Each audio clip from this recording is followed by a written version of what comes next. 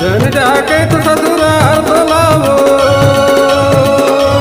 जन जाके तो ससुराल बुलावो, फिर आवे ना ईद खाटी पड़रिया नन गटी रो लगा टोल दे लगो टबिना ईद खाटी पड़रिया नन गटी रो लगा टोल दे लगो टबिना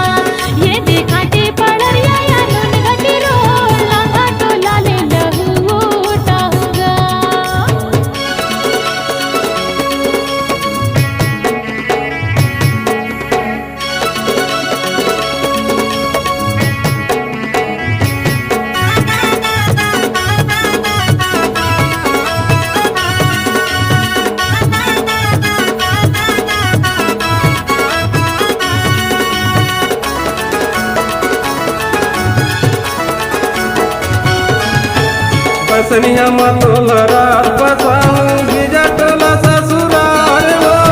अवैध झाड़ी जकत के पानी कोरते के परिवार वो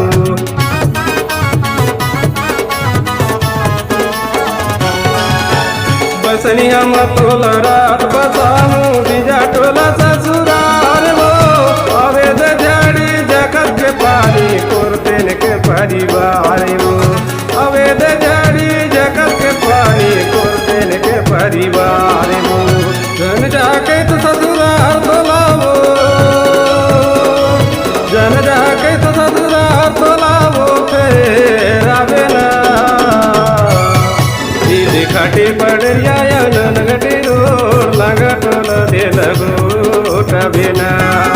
ईद खाटी पड़रिया नन गटी रो लगा टोल दे लगो टबिना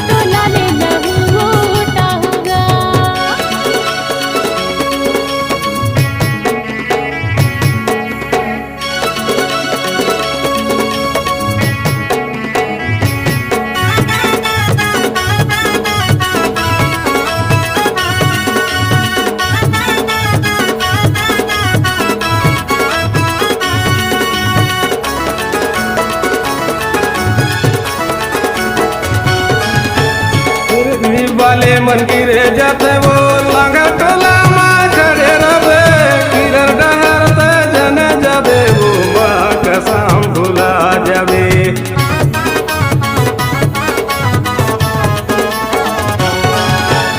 गिरवी वाले मन गिरे जाते वो लांगा टोला में खड़े रवे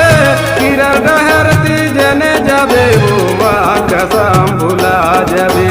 गिरा डहरता जान जाबे वो माँ कसम भुला जाबे जन जाके तो ससुराल तो लावो जन जाके तो ससुराल तो लावो फिर आवे ना घाटी पड़रिया नगटी रोड लांगा टोला दे लगो टबेना घाटी पड़रिया